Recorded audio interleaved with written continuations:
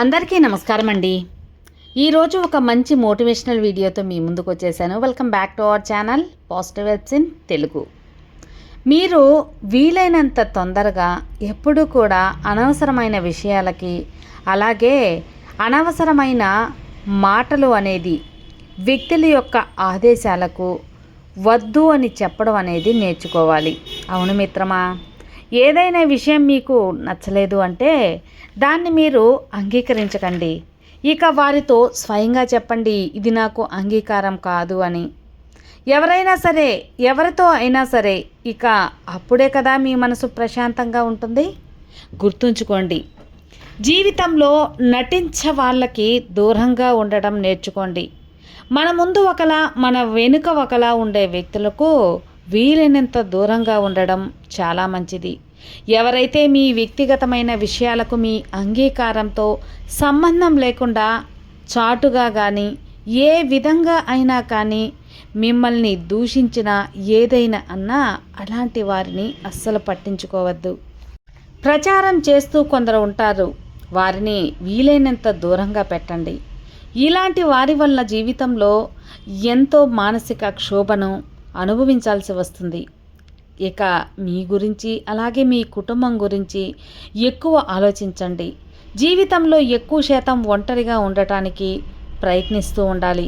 ఇక ఆ ఒంటరితనాన్ని ఆస్వాదించండి. జీవితాంతం ఒంటరిగా ఉండమని నా ఉద్దేశం కాదు ఫ్రెండ్స్. మీరు ఒంటరితనంలో ఏదైనా నేర్చుకుంటారో, ఇక అది మీ జీవితంలోకి ఎటువంటి వ్యక్తులను ఆహ్వానించాలో మీకు అర్థమయ్యేలా చేస్తుంది. మీతో మీరు ఒంటరిగా మాట్లాడుకోవడానికి కూడా ప్రయత్నించండి. అప్పుడు మీ తప్పులేంటో మీకే అర్థమవుతాయి. ఇక వాటిని సవరించుకోండి మిత్రమా. అంతేకాని తప్పు జరిగిపోయిందని దాన్నే తలుచుకుంటూ క్షోభ అనేది చెందవద్దు. ఇక దానివల్ల మీ మనసు పాడు చేసుకోవద్దు. గుర్తుంచుకోండి, కథ మారాలి అంటే, కళ నెరవేరాలి అంటే మనసులో ఉండవలసింది నిన్నటి బాధ కాదు, రేపటిపై ఆలోచన, రేపటిపై నమ్మకం. అర్థమైందా? కాబట్టి నమ్మకంతో ఉండండి, ఇంకా జాగ్రత్తగా కూడా ఉండండి. గుర్తుంచుకోండి, ఇంకొక మీ ఇంటి యజమాని 5 లక్షణాలు, ఆ కుటుంబం బాగుపడుతుంది. ఎప్పుడు కూడా కుటుంబ శ్రేయస్సు అనేది ఇంటి పెద్ద పైనే ఆధారపడి ఉంటుంది. అవునా కదా? ఎలాగైతే ఒక సైన్యానికి సైన్యాధిపతిలాగా, ఒక రాజ్యానికి రాజులాగా, ఇక ఒక సైన్యంలో సైన్యాధిపతి దారి తప్పితే అది ఆ సైన్యం మొత్తాన్ని నాశనం చేస్తుంది. ఇక ఒక రాజ్యంలో రాజే సరిగ్గా లేకుంటే తన రాజ్యంలోకి ప్రతి ఒక్కరు కూడా సమస్యల్లో పడినట్టే. తన పట్టపురాణితో వారి రాజ్యం మొత్తాన్ని వేరొకరు ఆక్రమించేస్తారు. అవును కదా? ఇక వ్యక్తిగత జీవితాల్లో కూడా ఇదే జరుగుతూ ఉంటుంది. తన కుటుంబం పెద్ద సరిగ్గా లేకుంటే తన యొక్క కుటుంబం అంతా కూడా ఎన్నో ఇబ్బందులను ఎదుర్కోవాల్సి వస్తుంది. ముఖ్యంగా తన భార్య, తన పిల్లలకి గద్దించి చెప్పేవాళ్ళు లేక వారు చెడుదారిలో వెళ్తారు.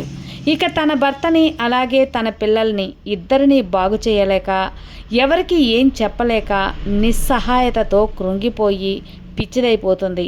ఇక ఇలాంటి పరిస్థితులు కూడా పిల్లల్ని, అలాగే తన కుటుంబాన్ని హద్దుల్లో పెట్టి తన జీవితాలను బాగు చేసుకోగలిగే స్త్రీ యోధులు ఎందరో ఉన్నారు కదా. కానీ ఈ సమాజంలో ఏమీ తోచక యజమాని వల్లే చెడిపోయే కుటుంబాలు ఎక్కువగా ఉన్నాయి. ఇంటి యజమాని తెలివైన వాడైతే అన్ని పరిస్థితులను నిర్వహించగలడు. కుటుంబ పెద్దకు కొన్ని లక్షణాలు ఖచ్చితంగా ఉండాలి. 1, ఇంటి యజమానికి ఎప్పుడు కూడా డబ్బు ఆదా చేసే గుణం కావాలి. ఈ సమాజం పిసినారి అనుకున్నా పర్లేదు, ఎందుకంటే అప్పుడు కుటుంబం తన అవసరాల కోసం ఎవ్వరి ఇంటికి వెళ్ళి చెయ్యి చాసాల్సిన అవసరం ఉండదు. కాబట్టి అందుకే తమ ఇంటి పెద్ద ఖర్చులను ఆచితూచి ఖర్చు చేస్తూ ఉండాలి. ఎవరికి ఎలాంటి అవసరం వచ్చినా అది ఎంతవరకు డబ్బు ఖర్చు చేస్తుందో లెక్కలు వేసుకోవాలి.